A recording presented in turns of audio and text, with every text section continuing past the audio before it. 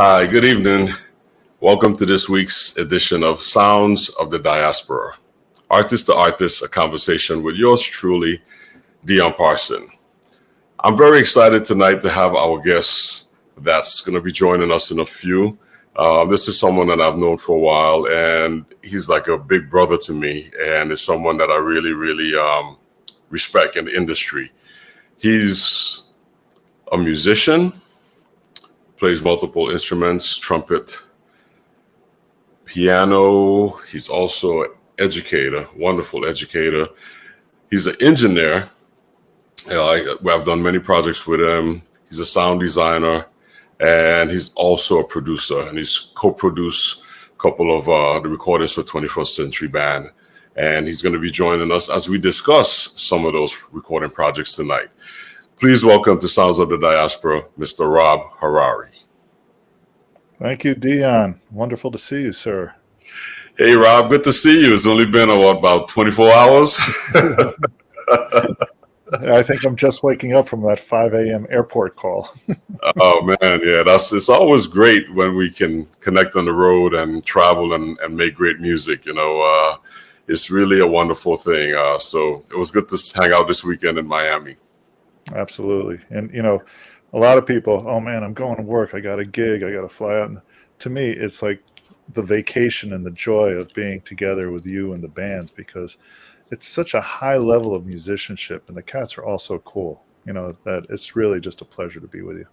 Oh, thank you. Thank you. We have a lot of fun, and we enjoy having you on the road with us, because you make everything so easy for us, and we know we're going to sound good, so that's a great thing. So Thanks. And I appreciate you taking the time out of your busy schedule. You're doing wonderful things in the music industry, not only in education and performance, mentoring, all of those great things. But before we get started, why don't we share out with our audience, let them know a bit of who Harari is. We know that you're the Director of Music and Technology, the Director of the Music and Technology Program at Stevens Institute of Technology in Hoboken, New Jersey. That's where we're met. Mm-hmm. So, but you do so many other things beyond that. Well, thanks. I was just speaking to a student this afternoon who's at the beginning of his journey. Mm-hmm. And I kept on telling him how I had no idea where I would end up, because I would kind of just keep saying yes to things. And, these challenges that I have never done before in my life and never expected to do. So I graduated from NYU with a double degree, bachelor's in musicology and political science, specializing in the musicology, ethnomusicology, and political science and international diplomacy. Because my father traveled the world, and I traveled the world as a child with him a lot. And I thought that was a great place to go, because, you see all these cultures, you see all these people, and you taste all this wonderful food. Mm-hmm. And, the love of music was always just finding a new experience. And then when I was just graduating, I was already playing some clubs on Bleecker Street in the Village, NYU student, of course. And one of my early colleagues is such a academic turd, but a cat that I met at a masterclass in piano said, "Hey, this recording studio, there's internships. You're so good with tech. Why don't you go give that a try?" I had never mixed sound or anything. Became chief engineer within 18 months of knowing nothing. And wow. then the studio owner, I had this house band that would always play for his jingles that he was writing in these TV themes. The studio was 39th Street Music in Midtown Manhattan. And one of the cats in the house band was Rick Cutler, who was the keyboard and was also the musical director for Gregory Hines. And like in '87, he said, "Hey, we're on the road and we need a monitor engineer." And so again, it's like, I never did live sound. I mean, I came up playing classical piano as a child. That's all we listened to in the home. I thought I was going to be a concert pianist. Okay. But my first record that I ever bought was Rainbow Seeker with Joe Sample. And it's like, because the classical piano is this. And that kind of started me down this jazz path. So Rick introduced me to Gregory Hines, and I was monitor engineer for about 16 months. And the front of house guy, who was also his production manager, had a Broadway thing going on. He ended up sound designing The Lion King show. And then all of a sudden, now I'm the front of house engineer and the production manager with Gregory Hines. And we're touring the world, and we're doing these Broadway things. We ended up doing his TV show on CBS. And so it was kind of a funny thing. I thought I was going to be a musician my whole life, but because of my technical aptitude and playing music my whole life, I really understood how it's supposed to sound. And that's one thing that I brought to the console, which, although piano being my principal instrument, now my console is my keyboard. Right. And the console, anybody who's ever seen me mix one of your shows or any other show will see me dancing behind the console because I'm into the music. And I know that everybody's sound comes through my ears before it gets to the audience. So that's a lot of liability. One, if it's a bad show, the audience comes up and says, "I can't hear and they start complaining.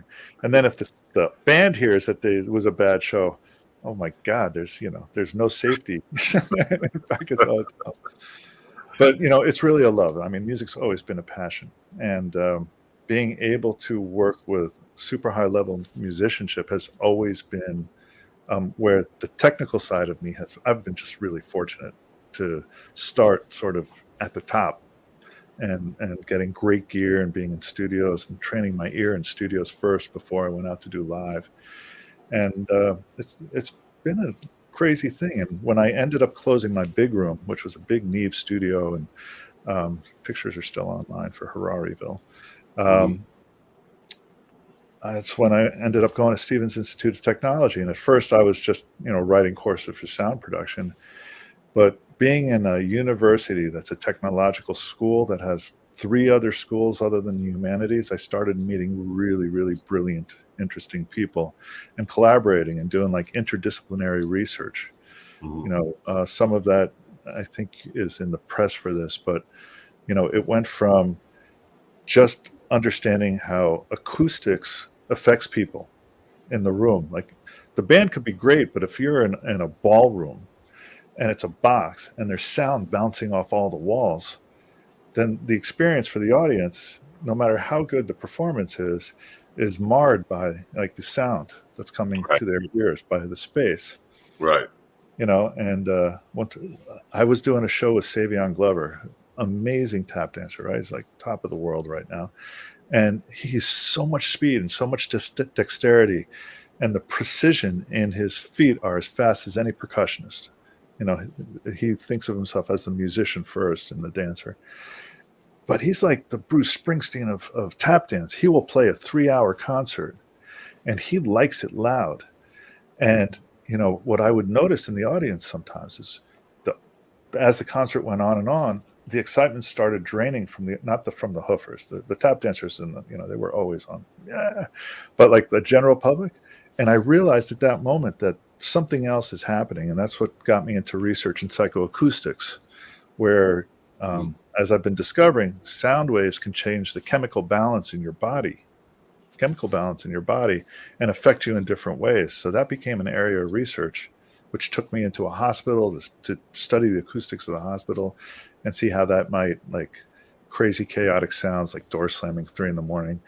and other big hospital noises. Unfortunately, many of us have been there. So like cognitive impairment, onset of delirium. And now I'm doing this wonderful work with George McConnell, Dr. George McConnell, who's a neuroscientist at Stevens. And there's a video out there from the Music and Technology faculty performance in October, if anybody's interested, where you see me wearing a 32 node EEG cap, and my brain waves are projected on the screen in real time while I'm performing a classical piece, then a freeform jazz improvisation. And you can see the differences in the activity in the brain, when something is just flowing through you without having to think about what notes and where your fingers are, versus, and this is over a year where we did metering and readings of this as I learned the piece, as I got to memorize the piece, and then as I performed it in front of an audience. We're crunching the numbers now to see if there's areas in the brain that are stimulated through this small motor skill. You asked to know a little bit about Rob. I'm sorry, but here we go. But when you think about it. Just one last thing. It's like if somebody has Parkinson's disease, and there's a part of the brain where the large motor and small motor skills stop functioning, and then we can identify how learning an instrument is actually triggering neural activity there. Well, maybe learning an instrument is actually the medical intervention to help somebody with Parkinson's or somebody with Alzheimer's. So and that to me is like a remarkable thing, because we all know music makes everybody feel good. Music is the biggest happy drug in the world. It soothes you, it makes you excited. But if we can actually use it to change these illnesses, oh my God, what an amazing thing that would be. This is all conjecture and it's all a thesis, and we're just starting this long path of research. But, wouldn't that just be great if we could find that kind of solution? Yeah. It would, and I'm with you. If it can heal, why not? Yeah. Music is the answer to make this world much brighter and better. Yeah, absolutely. Future. Let's, give music a chance, and it can do some great things. Back, during the civil unrest, or the 60s and 70s and stuff. Musicians led the path. Well, a lot of communal, how should I say, gatherings and just different things. But I think music can be utilized in another way to aid and heal and be more of a positive influence in what's going on in the community. But, Rob, thanks for sharing that. You covered a lot, from education to research to neuroscience. And so I'm not the expert in that. I'm working with the expert in that one. You're the expert, but everybody knows that, that's one of your that's something in your wheelhouse. So you've always been very influential as far as the things that you bring to the table. And I know I've always appreciated working with you and being in the studio and being on the road and the different situations we encounter. And sometimes they're not always that accommodating, and you always find a way to make it work. So thank you for your ingenuity. A lot of times when we're on the scene, and this conversation just shared just the things you think about, you always bring that to the table. So thank you. Yeah, thanks, man. Yeah. No, you inspire me, and you inspire me, and the band inspires me to do my best. Again, the level of musicianship in this band is amazing. Thank you, and we have a lot of fun, and that's. I'm going to be a little transparent. That's one of the reasons why I invited you here today, because so far we've had a lot of wonderful, amazing guests that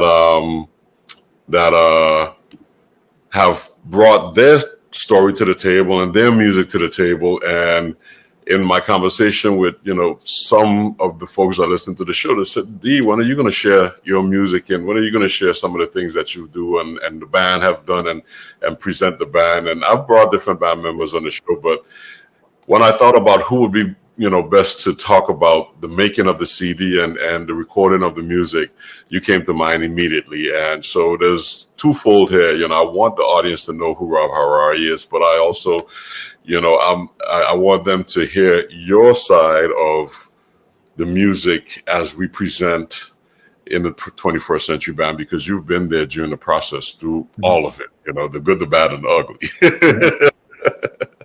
Mostly good. Yes, mostly good. Mostly good. Definitely. So, we have some music that we would like to share here, and then I would just like for us to talk about it and just share with the audience, the whole process, because a lot of people don't know what it takes to go into recording a CD. They just hear a finished product, and it's totally different than playing live. So this is the music from our St. Thomas CD, original, mostly original songs that Victor Provost wrote, Ron Blake wrote, I wrote, and you co-produced the recording along with Rashawn Ross. So the three of us had a hand in making this happen, and so I'd like to share some of that music, and then we could discuss how that happened, and you could talk talk about it from a neurological point of view if you want to. We'll keep it musical, but I do want to, before you play the track, just button hook that opening statement, which is all of those experiences absolutely informs like the approach I end up taking for the music. Even the research changes the way, because now I know how people perceive sound differently. So now I actually mix differently than I did, 5 years ago. Right. It's our journey in life to continue to grow. So I'm turning all the research just right back around. Is like, how can the audience feel the band differently and more personally and intensely, from the stage or from an album. So that's really important. Yeah. Okay, great. So we'll listen to the song and then we could talk about it some more. So right now, our first song up is St. Thomas. 1, 2, 1, 2.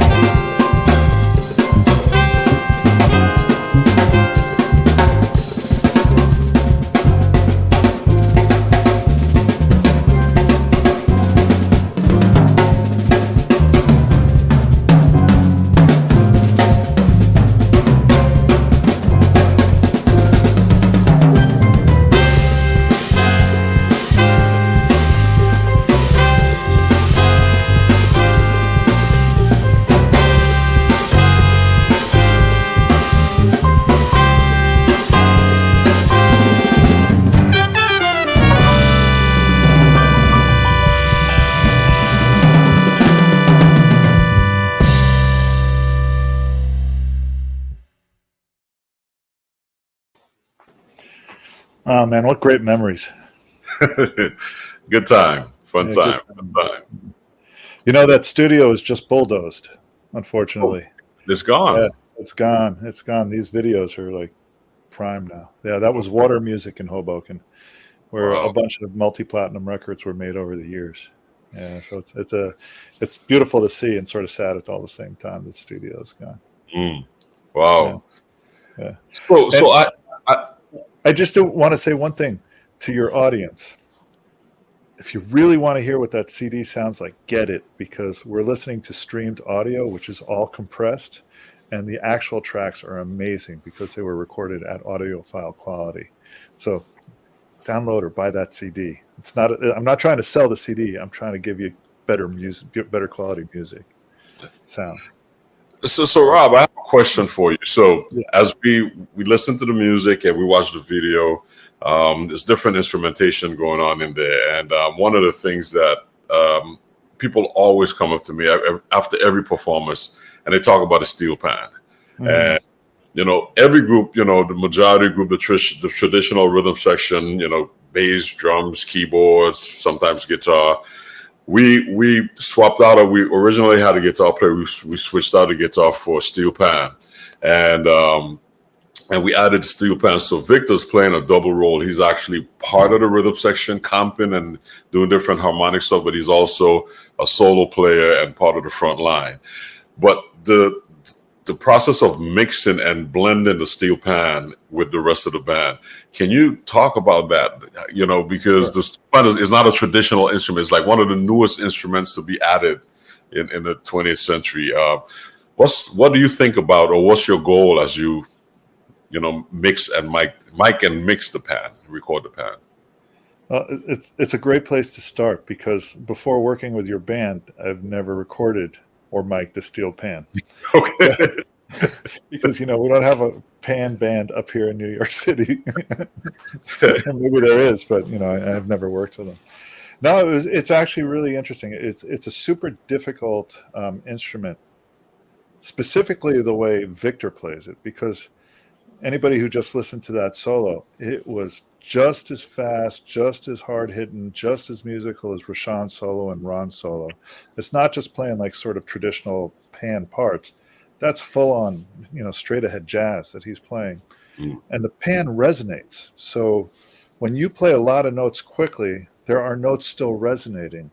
So it's creating these chords that maybe as you play quickly, if the chord changes in the tune are fast, the pan may still be ringing out on the previous chord, right. right? So there's all these harmonic overtones that are happening. And then it emanates in a lot of different directions. So like one of the philosophies I have about recording any instrument is I want us, the audience, to hear the instrument the way the musician is hearing while they play it. Like, you think about it, he's hitting the pan like this, and the pan is a circle pointed right back at his head, right? So he's hearing this full frequency of every single note coming back to him equally. Mm, But you put a mic on it, like a lot of times they put one underneath and one on top on the island. mm, It's focusing on only one certain set of notes. And from the top, it's usually on an angle because otherwise it'd be right in front of his face. You don't want that, on the stage. And it's also only capturing certain notes directly on access to the mic or other notes from the side, which changes the way the pan sounds. So it becomes uneven if you right. don't actually capture it. So I learned with working with you that it's really best to like do a stereo pair from either side of the top, which will give you all the notes equally. When we Right. go live, I put something underneath just in case we were gonna, there's issues with feedback and things like that. But in the studio, that was one of the most important lessons I learned, so that you don't take one mic and stick it in a grand piano. It's only going to capture the main strings that it's over, right? Right. That's why we mic the piano in like 2 or 3 different spots to get a nice balance. Right. So, that was the first thing, is just capturing the sound in a way that represented the way the artist playing it hears it, right? Because, whenever any of us play an instrument, there's feedback, right? You hit the drums a certain way, you feel it. The Mm, audience is getting a kick drum that way, but the kick sound for you is under your seat. Right. You're not Right. hearing the front head, Mhm. and you're hearing the heads right in front, but the audience is hearing the bottom of the drums. Right. But that's another head just reverberating, right? Exactly. Right. So it's very different. So like that's the approach. But now you stick that steel pan into this band, right? So it's metal. So it has these harmonic overtones, the timbre of the pan. That's right in the same harmonic overtone of the trumpet. Hmm. This timbre is competing. Victor's comping like a guitar player would comp, right? And he's soloing like a guitar player would solo. All in the same frequency range as the mid-range of the piano, Right. which is a much bigger instrument. So I remember on the session when we were going in, because I didn't really get to go to the rehearsals much and talk to the guys. Actually, it was at a rehearsal. I spoke to Carlton Holmes, piano player, and I said, look, Victor has a very limited spread of notes that he can play. The pan is fixed within this, I guess, 2 octaves, give or take, 1.5, 2 octaves of notes. You have 88 keys. You have like many, many octaves that you can play.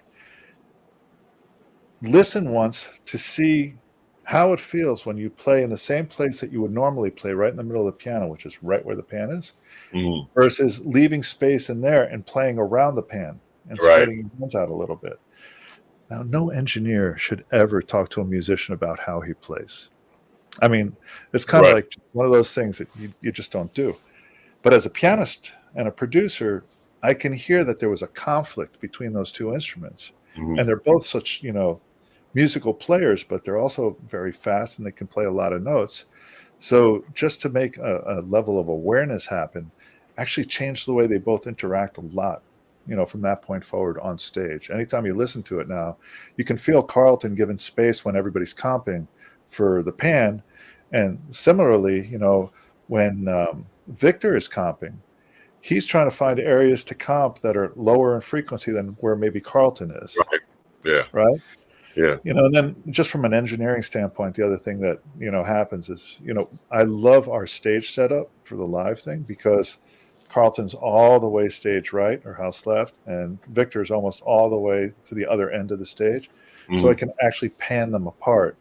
So Right. here Yeah. comes the brain science for a second. So psychoacoustically, the brain can actually split, even if they're in the same register, the brain puts them in different spaces, left and right spaces, so Right. it can hear them without the conflict.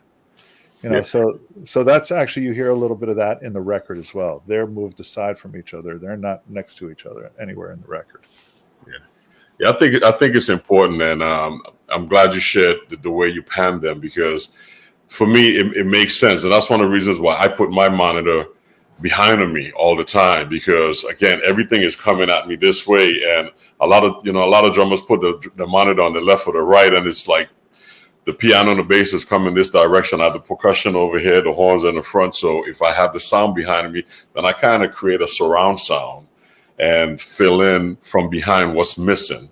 And that's kind of how I make it work. And a lot of that came from seeing how you pan the instruments also, to kind of create a better listening environment for myself. So yeah, that's interesting. But the pan is not easy. It's not easy, but it's so beautiful. No, absolutely, absolutely. And the thing about Victor specifically is his dynamic range. Like when he's Mhm. comping, he's hitting the pan so softly that, Yeah. because he doesn't want like these big chords to ring out and all those harmonic overtones I Right. mentioned, like take dominating. So, but then he can make that thing growl. I mean, like it gets Oh, angry when he plays hard. oh yeah. And that's Yeah. a whole other frequency range. And Oh like, yeah. sort of the natural engineering thing to do is, hey, throw a compressor on it. So the soft sounds loud and the loud sounds soft. And it's all about the same. And that's safe. So you won't have distortion. But then you're taking away the musicianship, Yeah, right? but You're doing something technically that, yeah, it's part of it as well, because when he's growling, it's for a reason, yeah, and that's one of the things. I know we've had this conversation about riding the board. There's been times we've done gigs and you're not there, and when we get soft and come down for the bass solo, then all of a sudden the bass is like whoop, and then when we get loud, it's like triple loud, because they don't realize, like, when you play with dynamics, not too many, people understand that dynamics is part of the presentation also. Mm-hmm. And people just say, well, I can't hear it. Well, you can't hear it for a reason, because we want to bring it down so the audience can listen harder and hear it. And then because within 2 bars, it's going to come back up to a triple forte. And that's where a lot of people lose, what's happening, because engineers would ride the board because they can't hear it and then realize, oh, I shouldn't have done that after the fact. Yeah. It's a mixed bag. If you got an engineer who's really technical and he's not a musician first, there's that where they're just trying to compensate all the time, and then there's the flip side, which is set and forget, where they get all their levels, so there's no distortion. They go, all right, I can walk away and go get a drink, or go to the bathroom or something, because I know that it's not gonna feed back or anything. And it's like, but I always appreciate. You said this in Miami, when you were giving thanks to the band, you introduced me as the 8th member of the band. Mm-hmm. Because to me, this is a musical instrument, what I'm touching. And, if I'm not being musical with it and being part of the band and listening to how people are and feeling their expression, mm-hmm. then I'm just a technician. Right. Yeah. Oh, no, you make our life so much easier, because like I said, when you're not around, we're struggling, because not everybody understands the nuances. That's why I appreciate you explaining the miking of the steel pan. So because a lot of people just don't get it. They just stick a mic on there, and again, the overtones just go wild. But we could talk about this on and on and on, but I would like to get to some more music, if you don't mind. So St. Thomas is the song that we pay tribute to, because we're from St. Thomas, Virgin Islands, but we also paid a musical homage to our musical brothers and sisters in New Orleans, from the second line and the birthplace of jazz. And a lot of the things that I've learned musically, I've learned a lot of it jazz-wise, working with the likes of the Donald Harrisons and the Branford Marcellus, and my association with the Marcellus family and different folks coming from New Orleans, affiliated with New Orleans. So I wrote a song entitled Calypso Bayou, which is our Caribbean homage to our New Orleans musical brothers and families over there. So let's check out Calypso Bayou. Cool.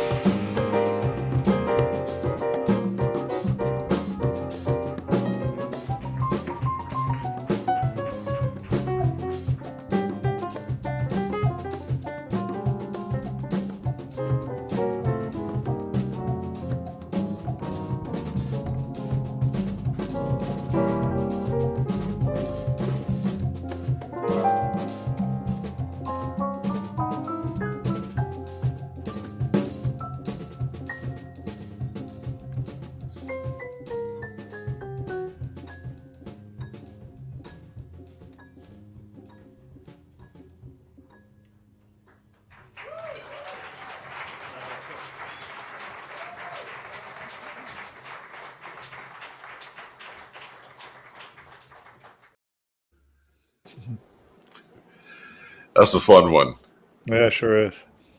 Calypso Bayou, yes, bringing Caribbean heritage to the Bayou of New Orleans. We had a lot of fun doing that one. I like the nuances created by all the nice sounds that Rashawn had on the trumpet. Those growls, yes, Right. those inflections, really nice. That was the whole concept of the song, is to bring those things out. Absolutely. I mean, again, it comes down to the musicianship, right? That you bring with this band, the people that you put together. Every one of them gives they all speak through their instrument. Mm-hmm. They're always having a message to tell you, which is really interesting. So of course that was what we just saw and heard was a recording live at Dizzy's in New York City, Dizzy Coca-Cola. Yeah. Yes. Right, so, but there's a recording on the record of the same song. Absolutely. And it actually feel, if, for those of you who have the record, Dion handed this to me in Miami, have the record, it's a really interesting thing to compare just from an engineering standpoint. A tight club live sound, if you notice, it's really dry. Everything's in your face. There's little or no reverbs at all. And then what we did in the studio is like full and lush and crafted with ambiances that let each individual's conversation sing in its own specific way. Mm-hmm. And that's actually one of those things for engineers to I believe should pay attention to, because again, you can put the microphone up and everybody can hear it and make it all good, but then you can help the conversation by like amplifying the emotion of the performance from each musician. Right. Which is challenging, for somebody who's not listening to it musically first and technologically second. Yeah. It is. It makes a big difference, live versus studios. So yeah.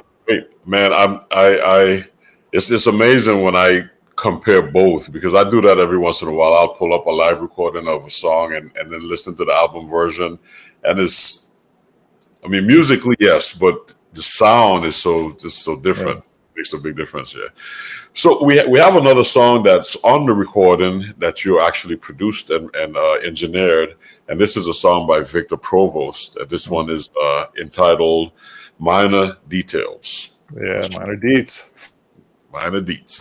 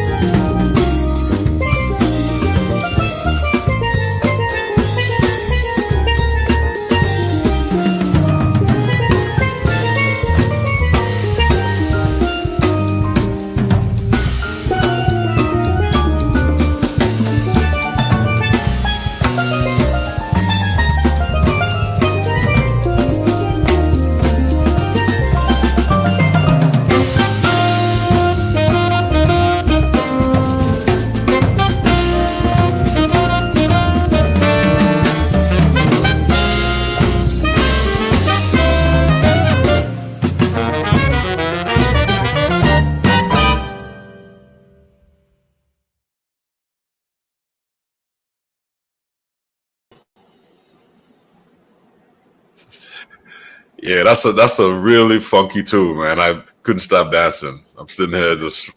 Yeah. Victor did such an amazing job with the arrangement on that too. Oh yeah, yeah. Just the way everything interplays together. Mm-hmm.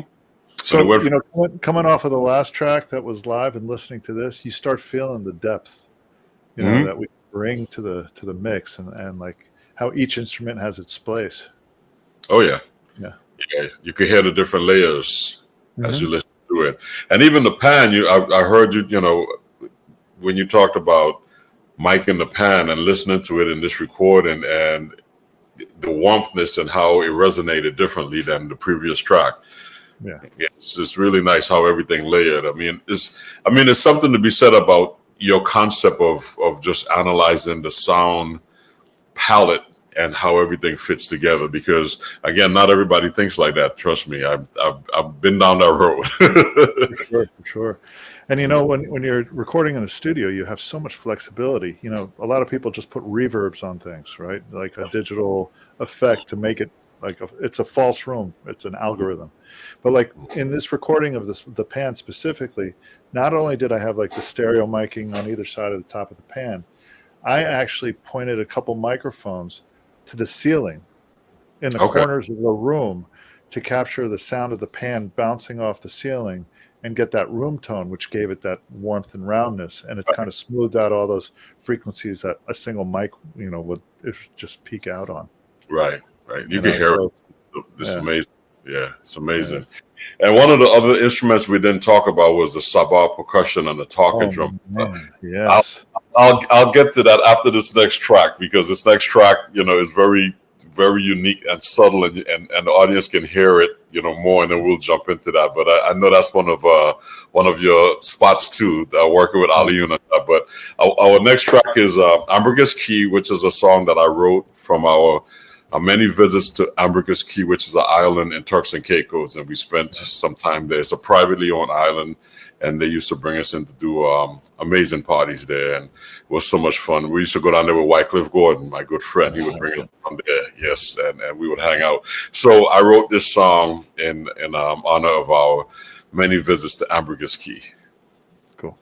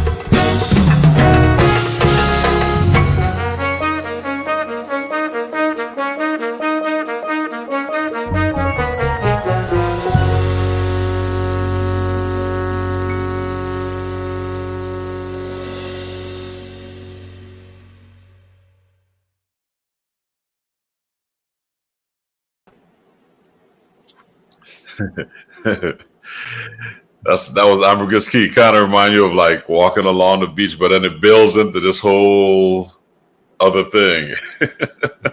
Dance party. There you go. And that's, you have to be there, but that's, the music at all. But the ending of the song ends with that great Sabah solo.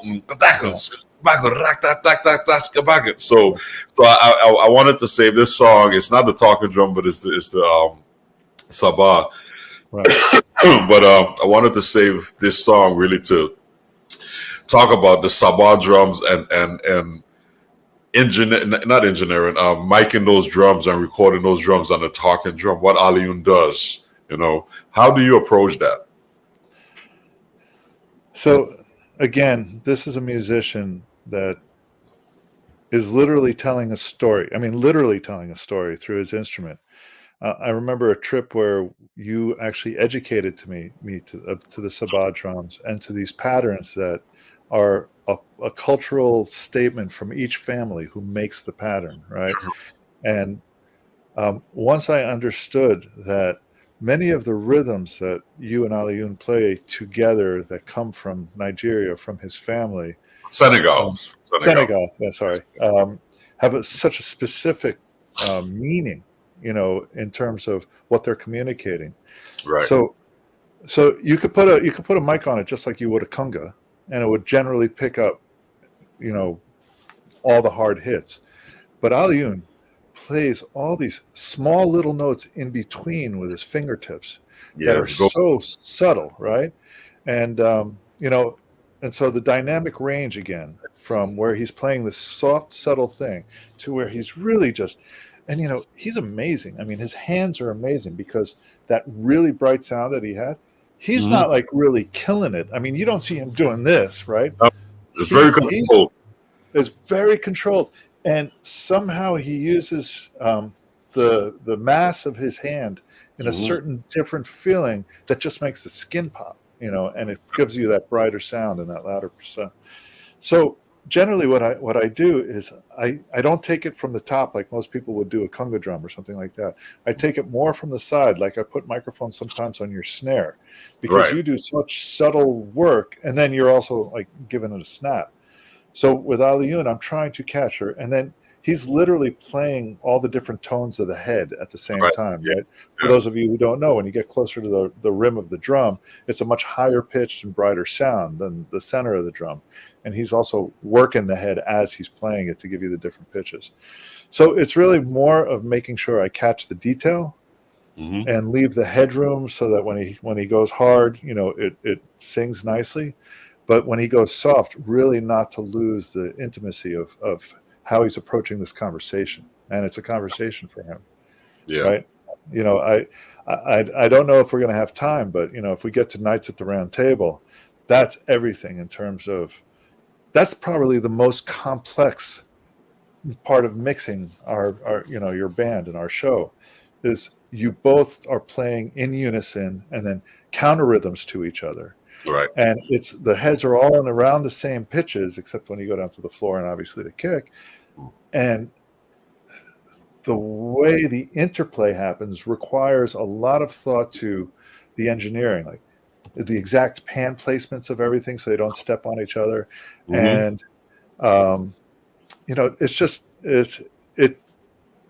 you have to approach it musically, and you'll have to let the conversation sing, and you don't do what the normal engineering thing is. You listen to the art, and then you react accordingly to make sure you capture it best you can. Right. Yeah. He's amazing. I mean, there's times when I'm playing and he's doing his thing, and I have to remind myself that I'm playing because I get caught up in what he's doing, and I'm keeping the groove so he can lay on top of it. And the sounds and the rhythms that he projects is just amazing. And it's so inspirational to hear him play, because like I said earlier, he's so controlled, and what he does is just amazing. So I mean, again, check out the recording, check out what's happening with the band, and you get, this is more of an insight of what we do behind the scenes, and from Rob's point of view, being the engineer in the project, but also co-producer, because there's a lot of things that we miss as musicians, and then he's like our ears, and he tells us, this is what I heard, and this is the changes I made based on what I heard. And when we go back and listen to it, it's like, yeah, we need to work on certain things to make it more, more unified as an ensemble. But what you bring to the table, Rob, is so amazing. So I really wanted our audience to hear from your perspective what goes into these recordings and how some of these instruments are being approached, because it's different than everything else. It's so different than all of the instruments. So we have time for one more song, and one of the songs that I enjoyed putting together in the studio was a song composed by Ron Blake entitled "Come Now." And this was the one song that we spent a lot of time on. Most of the other songs were like one tracks with couple fixes here and there, but we spent some time on this song because Ron had some specifics that he wanted on this song, and I think we did a good job representing what he wanted. But before we play that song, Rob, thank you for being on the show. Thank you for your insight, for sharing what you do as a engineer, producer, and a mentor to us in the band. And we look forward to having you come back, because this is just one CD and we have a couple other CDs to discuss. So we will definitely have you back and discuss some other music.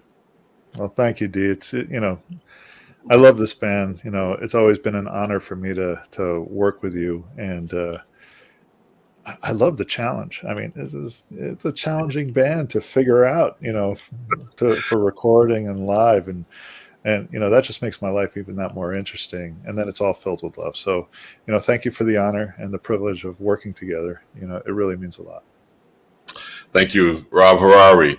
Let's check out "Come Now" by Rob Blake.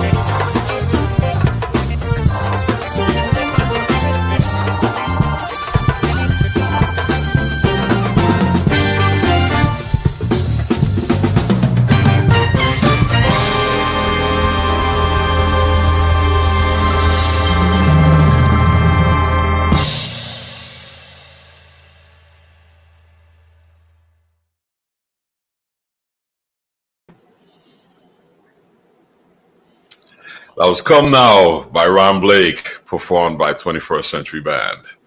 And I would like to again thank our guest tonight, the one and only Mr. Rob Harari, for joining us and sharing his engineering and producing insight on our CD entitled St. Thomas. Thank you, Rob. Thank you, D. It was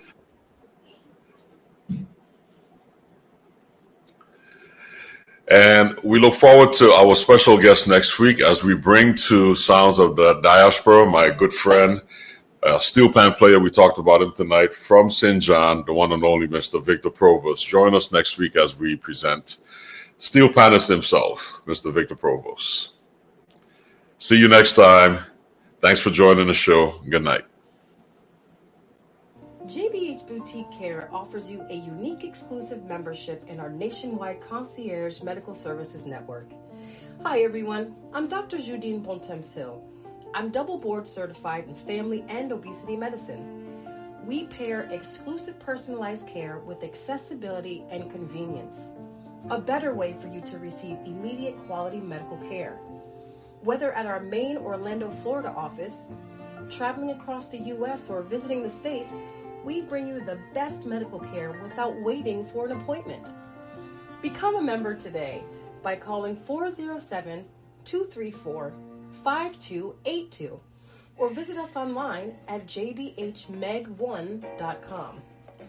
JBH Boutique Care is proud to sponsor Sounds of the Diaspora, music and conversations with artists, and host Dion Parson every Tuesday, 7 p.m. Eastern Standard Time, right here on Source TV Radio Network, WTSN, Washington, D.C.